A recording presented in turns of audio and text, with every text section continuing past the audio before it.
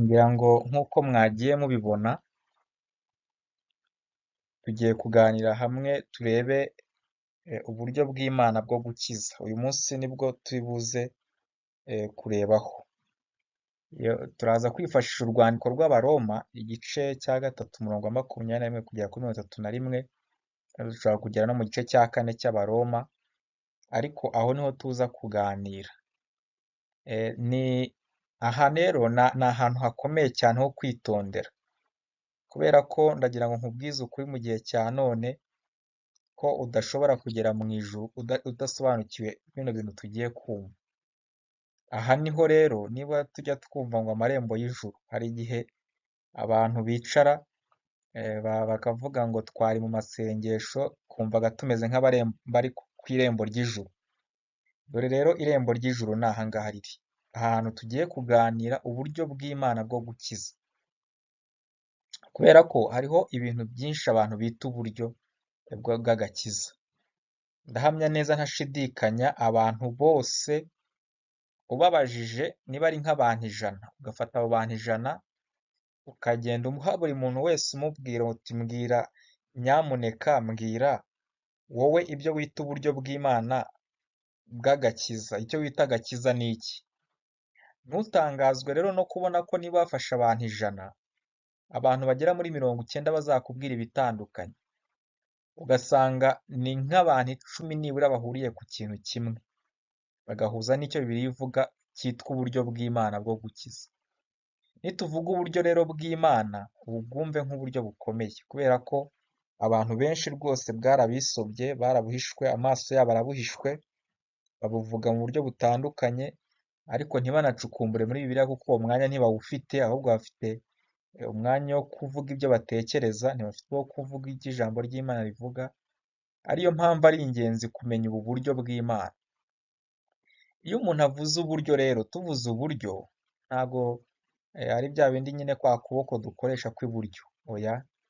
Iyo tuvuze uburyo umuntu akoramo ikintu runaka, tuba tuvuze sisiteme arimo gukoresha akora icyo kintu. Ni urugero, tuvuze ngo ngewe mfite uburyo bwo kugenda, mvuze ngo mfite uburyo bwo kugenda, naba mvuze ko nshobora kugenda hari wenda nsimbuka uburyo abandi batagenda, cyangwa se kuba ngenda nihuta uburyo abandi batagenda.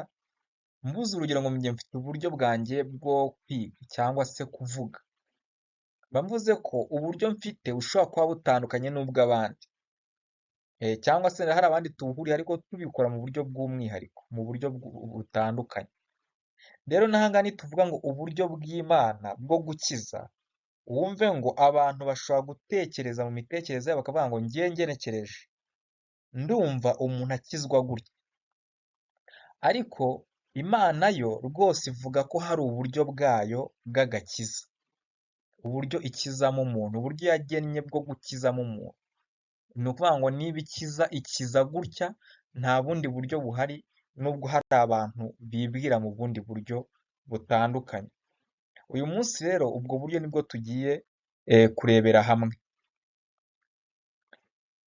Ubu buryo rero ni uburyo bw'Imana koko nk'uko tubivuga, ariko mbere yo kumva ubwo buryo bw'Imana, dukwiriye kubanza kumva neza amateka yabo.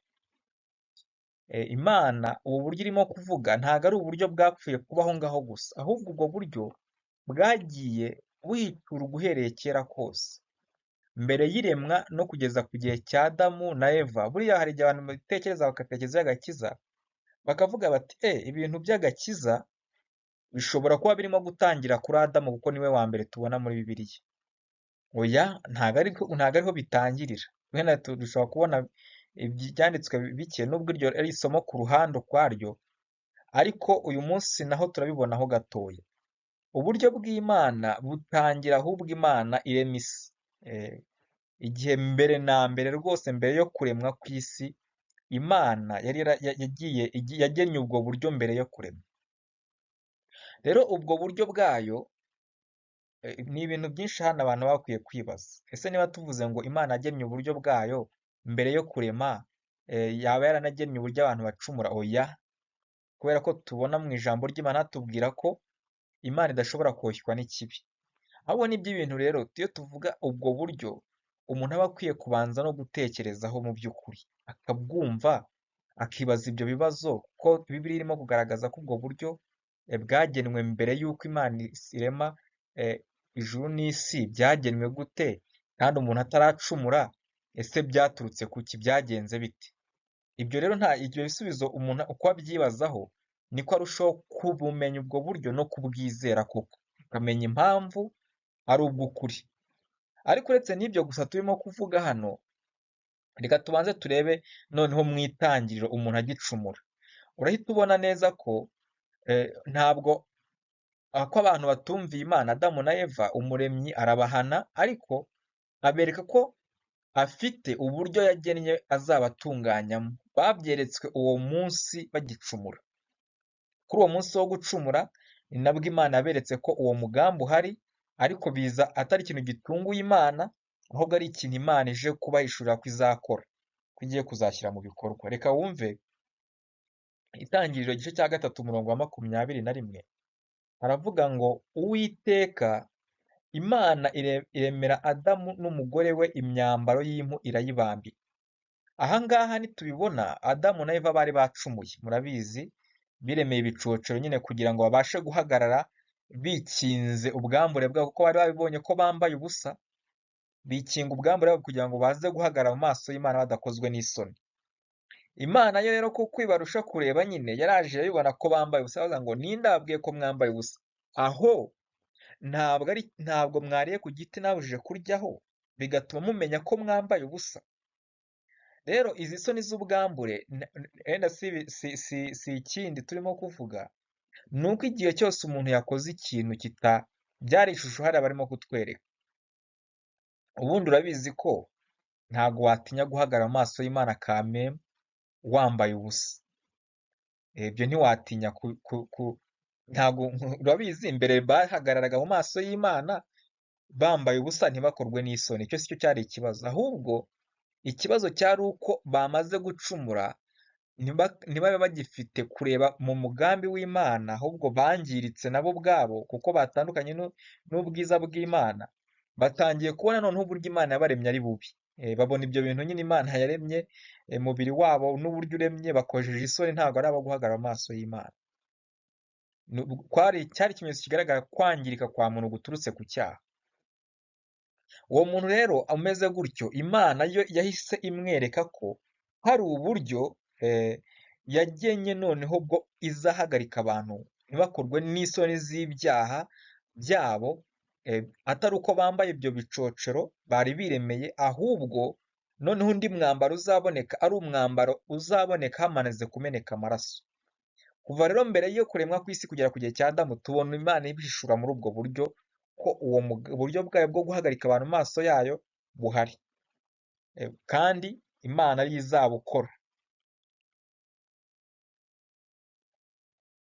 Iyo twitegereje rero nyuma ya Adamu na Eva kugeza ku gihe cya Nowa, tubona neza ko icyaha cyangije abantu, ibintu n'abantu byose. Ni ukuvuga ngo cya cyaha cyaje mu muntu umwe, ariko cya cyaha cyakoze amahano ari kimwe, kirakura, abantu barushaho kuba babi, barushaho kuba babi rwose. Wumva uko Imana yavuze abo bantu barushijeho kuba babi. Itangira igice cya 6 umurongo wa 7, haratubwira ngo Uwiteka aravuga ati nzarimbura abantu naremye mbatsembe mu isi, uhereye ku muntu n'inyamaswa n'amatungo n'ibikururuka n'inyoni n'ibisiga byo mu kirere, kuko nicujije yuko nabiremye. Ni ukuvuga ngo icyaha cyaraje rwose cyangiza abantu n'ibintu, kugeza aho Imana rwose ibyo bintu yaremye ifata umwanzuro wo kubirimbura n'abantu ikabarimbura. Gusa isigaza Nowa, nawe batubwira ngo Nowa yagiriwe umugisha k'Uwiteka. Ni ukuvuga ngo Imana ntiyashatse kurimbura abantu bose mu gihe cya Nowa, nubwo nawe Nowa yari akwiye kurimbuka, ahubwo akagira umugisha k'Uwiteka. Aribyo nyine tubona Imana yagendanye na rwo rugendo iramushoboza gukiranuka kugira ngo itabarimbura ngo ibamare, ahubwo kubw'uwo mugambi wo gukiza yavuze kuri wa munsi wa Adamu utari kwivuguruza, isigaza Nowa n'umuryango we. Aha ngaha rero niho abantu bajya bibeshya ngo Nowa we yasigaye kubera ko yari umukiranutsi. Oya, ahubwo Imana yamushoboje kuyumvira kugira ngo atamera nk'abandi. Yarangije imushoboza kubaka inkuge, yubaka inkuge kugira ngo ibone uko izacungura abantu. Kuko iyo biba ari ikibazo cyo gusigaza umukiranutsi witwa Nowa, ntiyari kujyanamo n'abe n'abakazana n'abahungu be, bo bari n'abanyabyaha icyo gihe rwose mu buryo bubi. Bamwe muri bo n'abakazana rero iyo bibaye muri icyo gihe ari uko bimeze, Imana ikirejeje Nowa kubera iyo mpamvu, abo bo ntibari kujyamo. Ahubwo uwo mugambi w'Imana wari ugikomeje, kabone n'ubwo umuntu yangijwe n'icyaha. Aha naho abantu bakizwaga no kwizera no gukurikiza uburyo bw'Imana. Uravuga uti gute bakizwaga no kwizera? Bumviraga Imana bakirizwaga, kandi bagakizwa no kumva no kumvira uburyo bw'Imana. Kubera iki? Kubera ko iyo tuvuze ibi ngibi biba bifite ishingiro, kubera ko turabizi ko nyine turabizi ko Abeli na Kayini bagiye gutamba igitambo. Umwe Imana ikacyanga kubera ko gitambwe mu buryo Imana itagennye, undi Imana icyemera kubera ko gitambwe mu buryo yagennye. Ibyo rero nicyo byari bishatse kutubwira neza ko icyo gitambo gitambwe mu buryo bw'Imana. Bityo rero Nowa nako Abeli arababarirwa ibyaha bye kubera ko yakoze ibintu mu buryo Imana yababwiyemo. Wenda Imana iba yakagaragaje muri Bibiliya ko yavuganye nabo, ariko ikimenyetso simusiga ko Imana yavuganye nabo ni uko bari bazi uko batamba ibitambo. Nta wundi wababwiye rero ubwo buryo ngo abubigishe, keretse kwigisha nk'uko no kwerekana ubwo buryo bwo gutamba igitambo gikuraho ibyaha, kibabarira ibyaha, gitwikira ibyaha, habanje kumeneka amaraso yari bari barabwigishijwe n'Imana.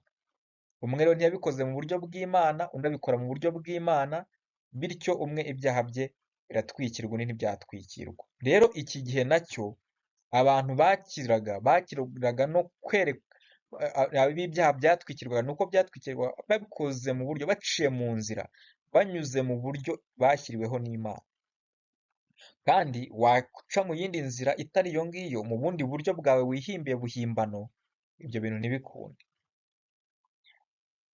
Tubona neza rero ko Imana kuva kuri Aburahamu kugeza kuri Dawidi yakomeje kwerekana aho uwo mukiza azavukira, uwo nguwo uzaza gucungura abantu mu buryo bwayo.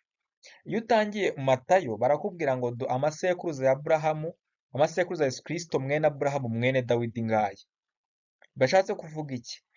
Imana yagiye yerekana, isezeranya Aburahamu ko mu rubyaro rwe ariho hazavuka uzabera umugisha isi yose. Uko kuba umugisha ni umugisha w'agakiza tuvuga, kubera ko si umugisha w'ibintu, kuko ibintu byari bihari rwose icyo gihe. Ubwo Imana yasezeranyaga Aburahamu, hari ibintu yari afite, imisozi n'imisozi, hari ubwatsi butose bunese rwose, ariko hari ikibazo cy'icyaha. Umugisha rero Imana yasezeranyije Aburahamu harimo uko muri we imiryango yose izaherwa umugisha muri we. Mu yandi magambo, Imana izakiza abantu ibyaha ari wo mugisha biciye muri we, ariko nanone ari we sezerano ry'agakiza. Aha rero naho abantu bakizwaga no kwizera umukiza uzaza. Ni ukuvuga ngo bari bategereje Kristo. Turaza kubona nitwigira imbere, nabo bategerezaga Kristo, bategereje uwo mukiza uzaza, Kristo, ndetse bagakizwa no kwizera ko azaza akabacungura. Ni ukuvuga ngo uwakizwaga kuri aba ngaba, Kristo atangiye gusezeranwa mu buryo bw'isezerano, akamusezeranwa Aburahamu, abakizwaga icyo gihe bo bakizwaga no kwizera Kristo uzaza kubakiza ibyaha. Rero iyo dukomeje tubona Abisiraheli noneho bo Imana igenda ibereka iby'ako gakiza mu buryo bwo kuberekera ku mihango runaka no kuberekera ku mategeko, icyo amategeko asobanura turi buze kubona.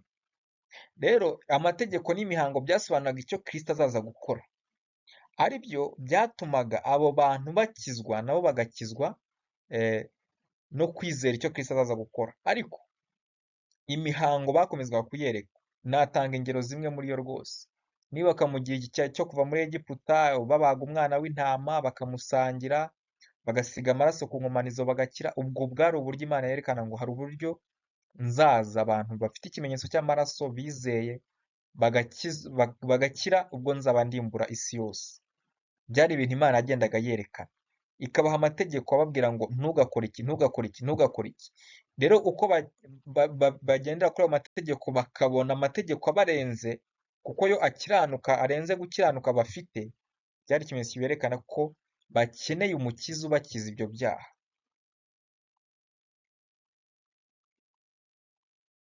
Aha rero aha niho tubonera ubwo buryo bw'Imana koko bwahishuwe mu Baroma, nk'uko twabivuze igice cya 3:21 niho tugira ngo turebe ubwo buryo bw'Imana bwahishuwe.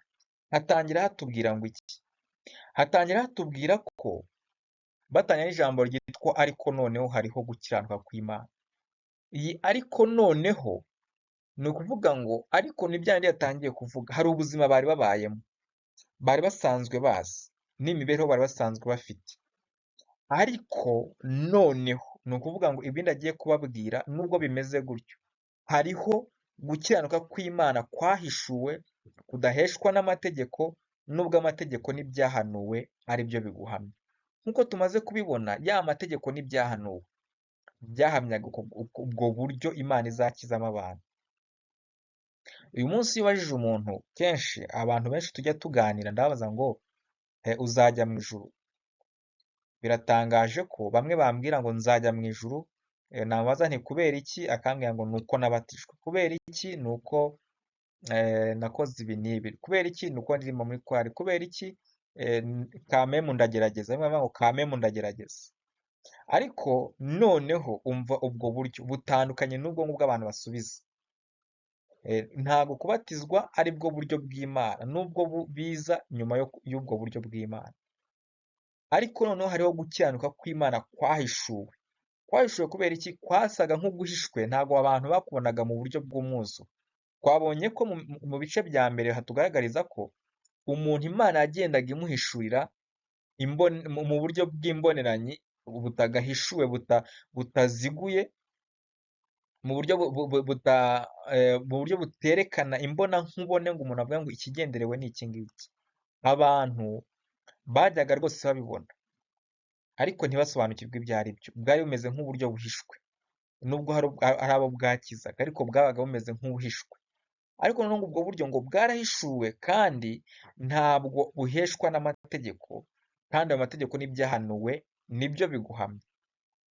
Nizere ko iyi nteruro ishobora kuba yumvikana. Ubwo buryo bw'Imana bwo utabuheshwa n'amategeko, ahubwo ubuhabwa nubwo amategeko n'ibyahanuwe ari bwo biguhamya. Ngo ni uburyo bumeze gute? Nicyo kintu ntekereze ko neza umaze kumva aya magambo ushobora rwose kujya deep noneho ugatekereza ngo noneho ubwo buryo, tubonye ko hari uburyo bwinshi natekerezaga, noneho ubwo Bibiliya imbwiye bwo ni uburyo bumeze gute? Nicyo kintu wakagombye kuba wibaza. Umurongo rero wa 22 uvuga ko ngo niko gukiranuka kw'Imana abizeye bose, niko gukiranuka kw'Imana abizeye bose baheshwa no kwizera Yesu Kristo ari nta tandukaniro. Niko gukiranuka kw'Imana abizeye bose. Bishatse kuvuga iki? Bishatse kuvuga ko nta muntu ushobora kugaragara wizeye ataciye muri ubwo buryo bw'Imana. Nta muntu ushobora kuboneka. Ngo ubwo buryo ngo niko gukiranuka kw'Imana. Ni ukuvuga ngo abizeye bose ni ikigero cyo gukiranuka Imana ikeneye, niko gukiranuka kw'Imana. Bishatse kwerekana ko hari uburyo nyine ikigero cyo gukiranuka umuntu ashobora kugitekerezaho kingana. Wenda ukabigereranya ukavuga uti njyewe ndamutse nkoze ibintu ibi n'ibi nkabirangiza, ndamutse nsenze amasengesho y'iminsi 3 nkayarangiza, ndumva naba ngeze ku kigero cyo gukiranuka kw'Imana. Oya, dore ikigero cyo gukiranuka kw'Imana rero kingana n'ubu buryo bw'Imana umuntu ahabwa. Niko gukiranuka kw'Imana abizeye bose baheshwa no kwizera Yesu Kristo ari nta tandukaniro. Niko gukiranuka nicyo kigero cyo gukiranuka kw'Imana abizeye bose bagiheshwa no kwizera Yesu Kristo nta tandukaniro kuri abo bantu bizeye bose. Bakaba banganya ikigero cyo gukiranuka, kandi noneho abo bantu bakaba bose bizeye, umuntu wese wizeye akaba abiheshwa no kwizera Yesu Kristo nyine. nta kindi kintu kindi arimo kugenderaho, ahubwo ari uko yizeye Kristo nta tandukaniro. Ndatekereza ahubwo ikibazo umuntu yakagombye kuba yibaza ngo noneho se kubera iki Imana yabigennye gutyo? Ariko tubona hano 23 batubwira ngo kuko bose bakoze ibyaha ntibashyikira ubwiza bw'Imana. Ngiyi impamvu Imana yashyizeho uburyo bwayo. Kubera ko uyu munsi abantu bamwe barakubwira bati ndagerageza. Oya, ibyo kuvuga ngo ndagerageza ntago bihari ku rwego rwo gukira.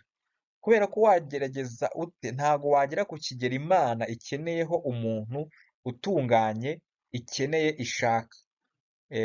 Kugerageza rero tuvuge iyo ukoze ibintu 99 ukica kimwe ku Mana, ibyo rwose birahagije icyaha kimwe ko urimbuka. Hari abantu batajya babyumva ngo bumve uburemere bw'ibyaha. Icyaha kimwe wakoze mu masegonda 30 kirahagije kugira ngo urimbuke by'iteka mu maso y'Imana. Uravuga ati si Imana ubwo si umugome? Oya, si ubugome ahubwo ni uko Imana ikiranuka idashobora kubabarira ibyaha keretse nyirabyo apfuye. Adapfuye agapfira muri Kristo, hakaboneka undi upfa mu mwanya we by'iteka. Uwapfa mu mwanya we ariko nawe akaba nta cyaha afite. Rero niyo mpamvu hano turimo kubibona ko kubera ko urabyumva nawe nyine, ndamutse mvuze ni ngewe reka nitangire umuntu mfite ibyaha byanjye, nanjye naba ngiye kwishyura ibyanjye ahubwo ntagiye kwishyura ibye. Rero hagombaga undi noneho we uza akajya mu mwanya we w'uwo muntu w'umunyabyaha umwe wakoze icyaha kimwe kigomba kumurimbura, hakagira undi ujyamo noneho utakoze icyaha, atagiye kwishyurira ibyaha bye ahubwo agiye kwishyurira iby'uwo nguwo nyiri kubikora. Uwo rero ni Kristo. Rero impamvu Imana yagennye ubwo buryo bwose ni uko abantu bose bo bakoze ibyaha bagombaga kubyishyurira bapfuye, umuntu agapfa agapfira ibyaha bye. Ariko noneho si uko byagenze.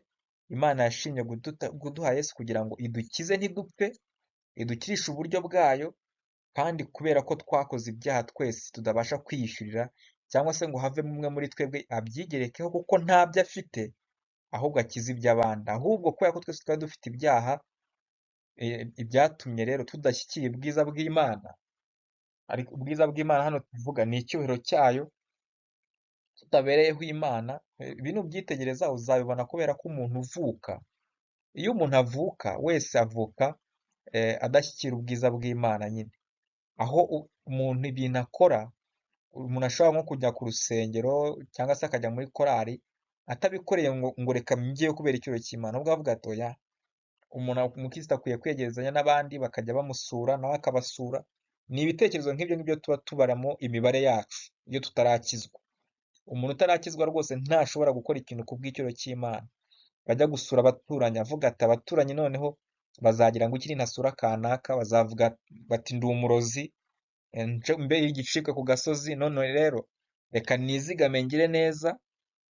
Ibyo bigatuma umuntu akora ibintu byiza, ariko ntabwo aba abikorera icyubahiro cy'Imana. N'umutima we uba wanduye, ari umutima ufite intego mbi mu mutima, udatuma ibyo bintu abikora ku bw'icyubahiro cy'Imana. None rero kuva abantu bose barakoze ibyaha, umva uko ijambo ry'Imana ritubwira. Ijambo ry'Imana ritubwira kuri 24 ngo ahubwo batsindishizwa n'ubuntu bwayo ibibahereye ubusa kubwo gucungurwa kubonerwa muri Yesu Kristo. Ahubwo batsindishizwa n'ubuntu bwayo ibibahereye ubusa kubwo gucungurwa kubonerwa muri Yesu Kristo. Uyu munsi abantu nyine kubera kudasobanukirwa ubuntu bw'Imana bukiza ubwo ari bwo, abacyumva umuntu atunguye ijambo mu kanwa ke ngo ubuntu, noneho akongeraho ngo ubwo buntu butsindishiriza umuntu abiherewe ubusa, umuntu agahita avuga ati ndabazi. Ubwo ntutangiye kuvuga iby'ibyaha ariko rero burya nutangira kuvuga gutyo wahera kuri Bibiliya ariyo wanga, kuko dore ahangaha ndimo gusoma ni Abaroma igice cya 3 umurongo wa 24. Ibyo ndimo kuvuga ni ibintu byanditse muri Bibiliya. Biba biri ingenzi rero ko wicara none ukumva. Yego ndabizi ko hari abigisha ibitandukanye n'ukuri, bayobya abantu bababwira ko nyine ubuntu bw'Imana buduha uburenganzira bwo gukora ibyaha. Siko bimeze, oya. ariko nanone utizeye ko umuntu atsindishirizwa n'ubuntu bwayo abiherewe ubusa nk'uko tubyumve hano muri Bibiliya, waba uhabanye n'uburyo bw'Imana, mwaba muhabanye rwose. Kubera ko hano baratubwira bati ubwo buryo bw'Imana noneho butsindishiriza abantu bayo, batsindishirizwa n'ubwo buntu bwayo babiherewe ubusa bwo gucungurwa kubonerwa muri Yesu Kristo. Ni ukuvuga ngo aka gakiza tuvuga, ubu busa turimo kuvuga, ubu busa butandukanye n'uko wajya kuri butike ugasanga niba ari ikintu wari ugiye kugura none barimo baragitangira ubusa. Oya, urumva icyo kintu wari ugiye kugura wari ushoboye kukigura, none barakiguhaye, ibyo rero kigura ubusa ariko ntago ari ubuntu. Ijambo ubuntu nyine barikoresheje ahatari ho. Ubuntu ni ijambo ryitwa grace mu cyongereza. Bishatse kuvuga iki? Bishatse kuvuga ngo ni impano igihe umuntu akugirira ikintu udakwiriye, utari ushoboye kwihereza, nibwo aba akugiriye ubuntu. Urugero, niba wari ugiye gufungwa burundu, umuntu kubera ko udashobora kwifungura akaza akagufungura muri iyo burundu, aba aguhaye ikintu utashobora kubona ikiguzi cyacyo. Aka gakiza rero bavuga dutsindishirizwa n'ubuntu bwayo, ni ukuvuga ngo dutsindishirizwa n'ubwo bushake bw'Imana ibiduhereye ubusa, ni ukubera ko twe tudashobora gufata ubwo buntu bw'Imana ngo tubushyikire. Ako gakiza, ikigero cy'agakiza nk'uko twabonye, ikigero cyo gukiranuka, nta muntu washyigikira ku bwe atagiherewe ubusa. Imana yashimye kukiduhera ubusa kubera ko ikiguzi cya Kristo kirahambaye, kiri ku rwego ruhambaye, nta muntu ushobora kugishyikira kugira ngo akibone ubwe. Noneho rero hano bakatubwira noneho ikindi, baratubwira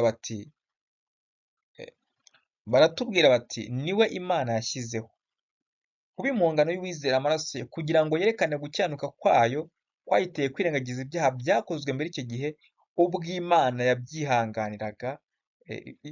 Niwe Imana yashyizeho, Kristo niwe Imana yashyizeho kuba impongano y'uwizera amaraso ye.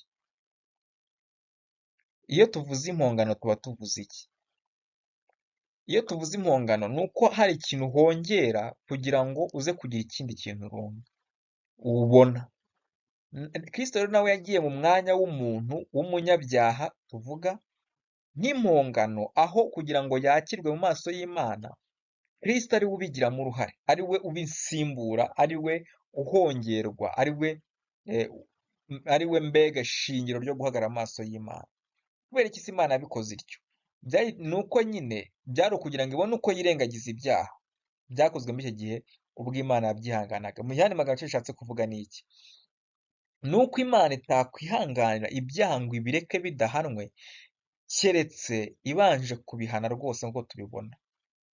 Ni ukugira ngo, reka tujye kuri 26 nibwo uhita ubyumva neza, ngo kandi yabikoreye kugira ngo no muri iki gihe yerekane gukiranuka kwayo, ngo ibe ikiranuka kandi itsindishiriza uwizeye Yesu. Ni ukuvuga ngo ikigero cyo gukiranuka kw'Imana kirahambaye, ntigishobora gusubirwamo. Nawe wumva ikigero kiriho.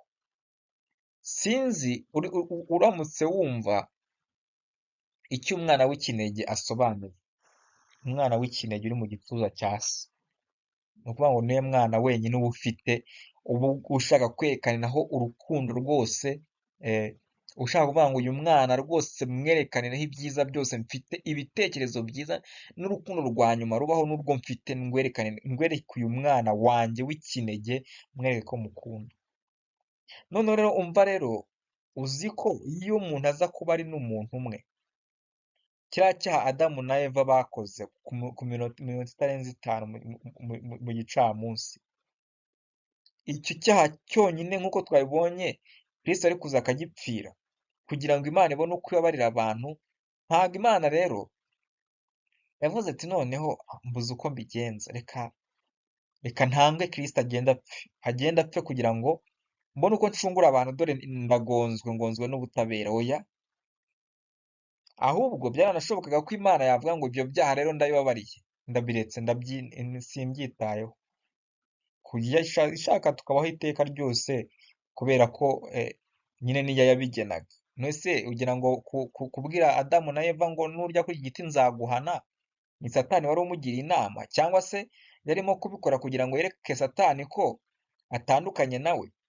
ndagira ngo nkumenyeshe ko ruriya ari urubuto. Hari abantu bajya bavuga ngo ruriya ntabwo ari urubuto bariye, ngo ni ibintu ngo banditse. Oya, kubera ko ijambo ry'Imana ntiribeshya, ukuri ni ukuri, kandi dufite ibimenyetso byabyo by'uko kuri. Niba rivuze ngo abantu bakizwa no kwizera Yesu Kristo, ntushobora kubona umuntu waretse ibyaha ngo ave mu byaha, aba agenda ari umuntu muzima, ufite ubwenge, utari umusambanyi, utari umusinzi, udafite inzangano zo mu mutima, utameze gutyo, udapfuye mu byaha, apfiriye mu byaha, ngo umubone uwo muntu atari uko yizeye Kristo. Ibyo rero biba bigaragaza ko Bibiliya itabeshya. Ntabwo ushobora kubona umuntu nyine wahawe umwuka wera atawuhawe kubwo kwizera Kristo.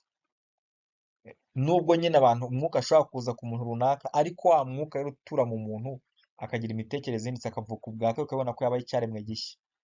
Ibyo rero biba bishatse kuvuga iki? Nyine iyo ubonye umuntu yirukana abadayimoni, iyo ubonye umuntu agira gute? Ikintu gitangaje rero, abantu benshi bizera ko Satani iriho, ariko bagera ku Mana nyine bakayihakana. Ariko ibigaragaza ko Imana iriho ni ibiyaremye nyine, birimo n'iyo mikorere ya Satani tuba tubona y'ivizavi. Ibyo bigaragaza ko Imana iriho. Rero ntabwo Imana yavuga ibindi by'ukuri ngo nirangiza ijye kubeshya ko abantu bariye itunda atari itunda, nako bariye urubuto atari urubuto. Ntabwo ari itunda nk'iri wenda ryo mu Rwanda tuzi, ariko rwari urubuto, niko birivuga. Rero uko kururyaho urwo rubuto, ibyo ni ukuri rwose, Bibiliya ni kwivuga. Rero Imana yavuze ngo nurya kuri urubuto nzaguhana. Ntabwo abikoreshwa rero no kuvuga ngo Satani, reka mwereke abantu ko ntandukanye na Satani, njyewe ngira gutya. Oya, ahubwo nyine nibwo buryo bw'Imana. Imana yashimye ko yerekana ubutabera bwayo. Ni ukuvuga ngo icyaha kimwe umuntu akoze, Kristo azaza kugipfira ku musaraba kubera ubutabera buhagije bw'Imana. Ngiyi impamvu y'ubutabera bw'Imana.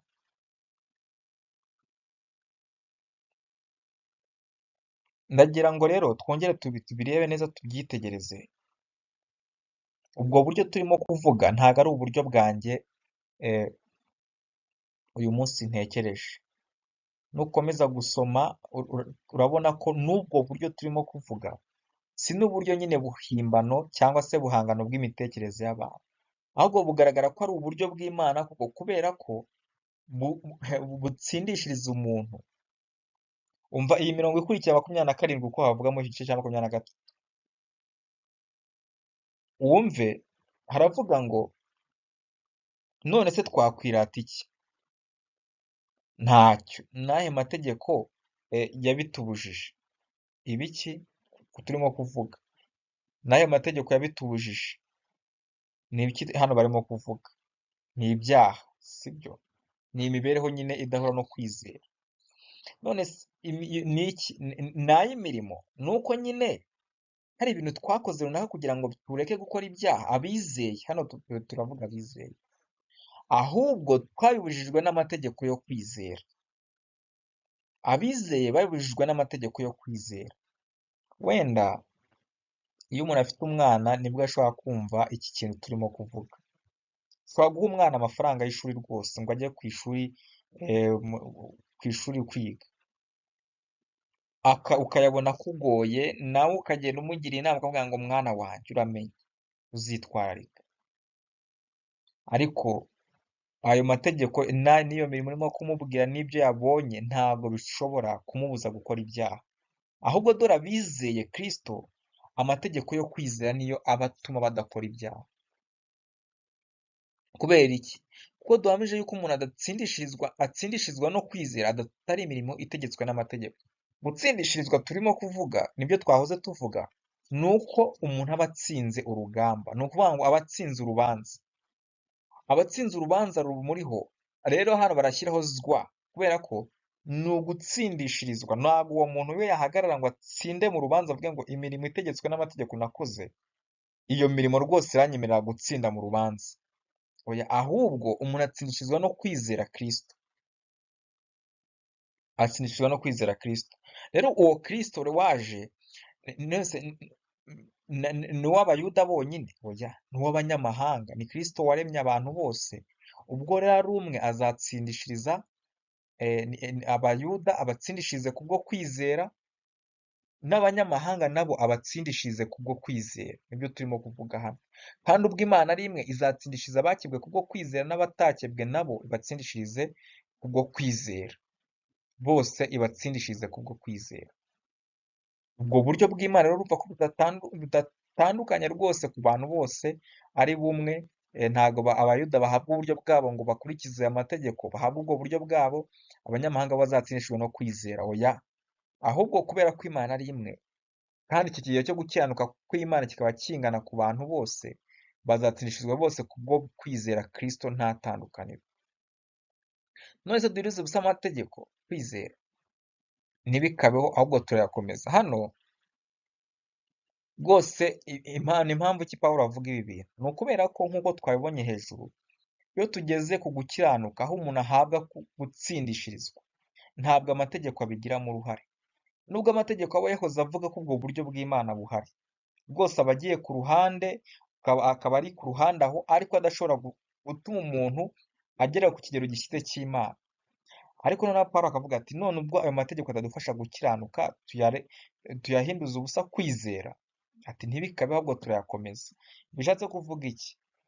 Umuntu akomeza amategeko y'Imana nyuma, akomeza kumvira Imana abibwirijwe n'aya mategeko, amategeko amwereka iby'Imana ikunda n'ibyo yanga. Ubwo buryo akaba aribwo yerekwa n'amategeko y'Imana, ariko ayo mategeko atarimo kugura agakiza, kubera ko nk'uko twabibonye umuntu abanza gutsindishirizwa, ahubwo bikaba ari ikimenyetso cy'uko koko yakijijwe, kumvira Imana biciye mu gusobanukirwa amategeko y'Imana ayo ariyo. Ubwo buryo rero turimo kuvuga, hari igihe umuntu yavuga ati se ubu buryo noneho Aburahamu ntabwo aribwo yatsindishirizwemo na Dawidi. Oya, rwose ubu buryo bwahoze ari bumwe iteka ryose, nubwo Kristo yari atarahishurwa. Reka wumve hano mu gice cya 4, iki ni igice cya 4 cy'Abaroma turimo gusoma, imirongo niyo mu gice cya 4 cy'Abaroma. Umva muri iki gice cya 4 cy'Abaroma uko havuga, niba ari uko biri, tuvuga iki kuri Aburahamu sokuruza ku mubiri? Iyo Aburahamu yatsindishijwe n'imirimo aba afite icyo yirata, ariko si imbere y'Imana. Wumve ngo na Aburahamu nawe yatsindishirijwe, icyatumye atsinda urubanza rw'Imana si imirimo itegetswe n'amategeko, ahubwo kubera iki? Kubera ko baravuga ngo iyo afite ikintu yirata, akavuga ngo njye muranzi, nari ngiye gutamba umwana wanjye Isaka. Ngo ibyo bintu rero yakabyiratse kuri twebwe tutareba mu mitima, ariko ntabwo yabyirata imbere y'Imana ireba ibiri mu mutima byose, izi n'ukuntu yaryamanye na Hagari n'izo ngendo zose ukuntu yagiye Aburahamu rwose agaragarwaho n'ibyaha. Rero nawe iyo aza gutsindishizwa n'imirimo yakoze, ntabwo aba afite ikintu yirata, aba agifite, ariko ntatwirateho twebwe ngo avuge ngo mwebwe muzi icyo mbarusha. Nawe ahubwo yatsindishirijwe no kwizera. Ngo mbese byanditswe bimuvugaho iki? Ntibivuga biti ku murongo wa 3, ntibivuga ngo Aburahamu yizeye Imana bimuhanirizwa no gukiranuka? Ngo murabizi mu gice cya 15 cy'Itangiriro mushobora kugisoma, Aburahamu yizeye Imana bimuhanirizwa no gukiranuka. Nyamara ukora ibihembo bye ntibimuhana no guhebwa ubuntu, ahubwo abyita ubwishyu. Urumva nyine uramutse ukoze iyo mirimo ukayikora 100%, Imana ikaguhemba agakiza, yaba ibiguhereye ubwishyu, yaba ari ikintu ukwishyuye wari ukwiriye, ni nk'umushahara baba baguhaye w'ibyo wakoze. Ariko ibyo ntabwo byari uguherwa ubuntu, nubwo twabonye ko ibyo bintu bitashoboka. Icyo twakwishyurwa ari umujinya w'Imana yaba idufitiye kubera ibintu bibera mu mitima yacu. Hari igihe abantu bibwira nyine ngo icyaha ngo gitangira kubarwa igihe umuntu yagikoze. Oya, wa munsi watekereje gusambana ntusambane, uwo munsi rwose icyaha kiba cyamaze kuba accounted, ni icyaha mu maso y'Imana. Wa munsi wangiye umuntu mu mutima, icyo cyaha kiba kikawuntinga, kiba kibara. Rero ntabwo wabona inyishyu, icyo wabona ahubwo ni inyishyu y'uwo mujinya w'Imana ihana abanyabyaha. Iyo twitegereje rero umurongo wa 5 wo, ngo ariko rero udakora ahubwo akizera utsindishiriza abanyabyaha, kwizera kwe kumuhanirizwa no gukiranuka. urabibona ko rero umuntu wizeye utsindishiriza abanyabyaha atishikirije ku mirimo ye, kwizera kwe kumuhwanizwa no gukiranuka. Ibyo turacyabyibuka mu itangira igice cya 15, wenda mwaza kuhasoma kugira ngo muze kubyumva neza. Ariko na Dawidi nawe rero wumve, nk'uko Dawidi nawe yeruye amahirwe y'umuntu uwo Imana ibaraho gukiranuka atabeshejwe n'imirimo ati. Umva na Dawidi nawe nuko byari bimeze. Dawidi nawe yeruye ayo mahirwe. Kubera iki? Yarabyo aravuga ati, hahirwa ababarirwa ibicumuro byabo kandi ibyaha byabo bigatwikirwa, hahirwa umuntu Uwiteka atazabaraho icyaha. Uwo muntu aba ari umunyamahirwe. Umuntu ibyaha bye bitwikirwa rwose, abahirwa ari umunyamahirwe. Urabibona ko ubu buryo bw'Imana na Dawidi aribwo yatsindishirijwemo. Hari igihe tubara ba Dawidi nk'ubuzima bwe tukibagirwa ba Dawidi na muka Uriya n'abandi. Ibyo byari bihagije ko Dawidi arimbuka rwose. Akavuga ati, hahirwa umuntu Uwiteka none ibyo byaha byaba bitwikiriye, akabitwikira. None rero muvandimwe wowe ubashije kudukurikira, ndagira ngo nkubwire iki kintu gikomeye rwose. Ubuntu bw'Imana ndakwinginze ntubwitiranye ngo wizibe amatwi, wifunga amatwi kubera ibintu wumva hanze aha, ngo abantu bagoretse ubuntu bw'Imana. Keretse ubanje gucamo imirongo imwe muri Bibiliya ugakuramo ibice bimwe, cyangwa se ugakuramo nk'isezerano rishya, ukavuga uti nge nzumva irya kera. Kandi irya kera naryo bitwereka ko ryasobanuraga iri rishya, aricyo kintu cyari rigamije. Kandi nanone ubaye wirengagije ubwo buryo bw'Imana, ukirengagiza uburyo bw'agakiza k'ubuntu bw'Imana, ukavuga uti ubu buryo bw'agakiza k'ubuntu bw'Imana reka mbwirengagize, nsindishirizwe n'imirimo itegetswe n'amategeko, nubwo bitanashoboka nabyo, waba urimo kwibeshya, waba wihemukiye rwose, waba uri mu nzira. Nta kindi ntuketegereze undi muhanuzi ukubwira ngo urarimbutse, kuko niko kurimbuka. Ni uko ubusanya n'uburyo Imana yashyiriyeho abantu, aribwo buryo Aburahamu yatsindishirijwemo, aribwo buryo Dawidi yatsindishirijwemo. Ubu buryo bw'Imana rero duherwa ubuntu, amategeko atabigizemo uruhare nk'uko tubibonye. Wowe uramutse ubwumvise nabi, ukavuga uti numvise ari ubuntu, numvise bidahura no gukora kwa muntu, nta hantu bifitanye isano, reka noneho nkora ibyaha, nta kibazo. Ubundi ndagira ngo ngutangarize ko nubwo tujya tuvuga ngo ubuntu busaze, ubuntu nyine butari ubw'ukuri, abantu bose ariko baba bameze mbere yo gukizwa. Abantu bose bari abanyabuntu butari ubw'ukuri, busaze, bupfuye mbere yo gukizwa. Kuko gusaga hari igihe dukoresha ijambo nyine nkumva ririmo rirakoreshwa ahantu hatariho. Ubuntu bwa Kristo bwadusagirijweho. Kuvuga rero ngo ni ubuntu busaze, buriya buntu bupfuye tukabwita ubuntu busaze, tuba turimo kumva dupfobya ubuntu ahubwo nyakuri. Rero uramutse ufashe ubwo buntu ukumva gutyo, ufata icupa rya byeri rwose uvuga ngo reka nywe, ngo gakiza ni ubuntu, icyo ni ikimenyetso simusiga cy'abantu barimbuka, ndetse ngo bazagera n'ahantu aho batazashobora kwikura, mu mibereho ipfuye badashobora kwikuramo. Ndagira ngo rero utekereze ubuntu bw'Imana mu buryo bukwiriye, nk'uko iyi Bibiliya ibivuga. Ufate iki cyanditswe ujye uhora ugisoma, ucyumve, ukimeditatinge, ukitekerezeho, ugihishurirwe, ugisobanukirwe, ucyumve koko ukimeditatinge. Wumve usobanukirwe ubu buryo Imana yagennye kuzakizamo abantu. Ubwumve uburyo bwayo. Kuko nutabyumva utyo, ngo ubu buryo bukugeremo, ubu buryo bw'Imana buguhindurira ubuzima, buhindura umutima wawe, umutima koko wozwe n'ubwo buntu bw'Imana.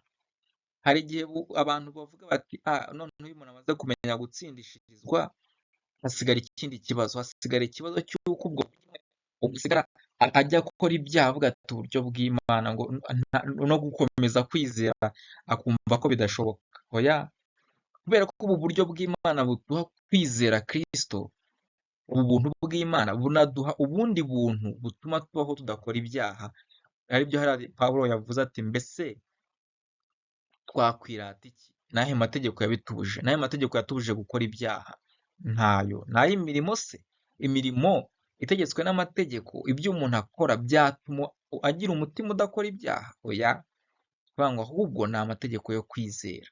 Iyo twizeye tugira irindi tegeko mu mutima ritubwira ko tuzabana n'umukiza wacu, kandi uwo mukiza wacu kubana nawe n'iby'iteka, tukiboneza nk'uko aboneye. Bitewe n'uko iyo mirimo dukora irimo kugura agakiza, ahubwo kuko twamaze kwizera uburyo bw'Imana yagennye, ubwo buryo noneho bugasigara bubyara imbuto mu buzima bwacu. Ese ni ibyo wizeye muvandimwe? Uyu munsi turi mu kinyejana abantu benshi bakurikije ibyo amadini yababwiye. Rimwe na rimwe abantu ntibigeze basoma Bibiliya, yagiye agwa ku murongo akavuga ngo ibyanjye birasohoye uyu munsi, ndumva ibyanjye mbifatishije. Muvandimwe, ni uko byaba bimeze muri wowe? Ubuzima bwawe ni uko bwaba bupfuye koko gutyo? Ukaba udafite uburyo usobanukirwa uburyo bw'Imana, warihimbiye ubuhimbano bwawe, wumva ukizwa n'ibindi bintu bitari uwo kwizera Kristo wapfiriye abanyabyaha, akabazukira, akabaha ikigero cyo gukenuka kw'Imana batabashaga kwigeraho, bakabona guhagarara mu maso y'Imana badatsinzwe n'urubanza, bose banganya gukiranuka mu maso y'Imana, ahubwo bahora wenda biboneza bashaka ubusabane n'Imana, ariko batarimo kugura gukiranuka, ahubwo babwakiriye kuko babiherwa ubuntu. Bitabaye bityo ntabwo wazabasha guhagarara mu maso y'Imana. Ndagira ngo dufate umwanya utekereze kuri ibi bintu. Ese nibwo buryo bw'Imana? Nusanga atari uburyo bw'Imana ufite, winginga Imana wihane rwose. Ntutangazwe n'uko waba umaze imyaka 30 mu itorero bakwita umukristo n'umuvugabutumwa, ariko utarakiriye uburyo bw'Imana. Uce bugufi mu mutima wawe, niba uhunga kurimbuka koko, wakire uburyo bw'Imana yagennye, wakire Kristo umwambare we umwambaro wo gukiranuka nyakuri wuzuye, ubone guhisha isoni z'ubwambure bwawe, z'ibyaha byawe, ibyaha byawe bitwikirwe muri Kristo Yesu. Ibyo biguheshe amahoro y'iteka. Muvandimwe, uyu munsi n'imburo, ntuzi niba uzongera kumva ubu buryo. Ndakubwira nkwizeza ko ubu buryo buri reya. Ushobora kumara imyaka 10 mu itorero cyangwa se n'ahandi uteranira, batarakwigisha igice cya 3 cy'Abaroma ngo bakinononsore, bagusobanurire iby'ubu buryo bw'Imana. Ariko uyu munsi ndahamya neza ko nujya gusoma uza kubitekerezaho, ukabyigaho neza, atari bya bindi usamira hejuru ngo numva batambwira ibyo nkunda. Oya, ahubwo ukabitekereza, ukibwira uburyo bw'Imana ubwo aribwo, ukabwizera, ukabarwaho gukiranuka, bikagukura mu mirimo ipfuye ya kamere, utabikoreshejwe n'amategeko y'imirimo, ahubwo bikoreshejwe n'amategeko yo kwizera. Mwami, turaciye bugufi cyane, ndahamya neza ko umuvandimwe ushobora kumuha kumva aya magambo, ukamukingura umutima akakwiringira. Ciye bugufi cyane Mwami, kugira ngo ubuntu bwawe bukorere muri twebwe, ubwiniza y'ubushake bwawe. Icyubahiro n'ikibi cyawe none n'iteka ryose, mwungeri mwiza, duciye bugufi ngo ushyirwe hejuru by'iteka. Ni mu izina rya Yesu mbisabye.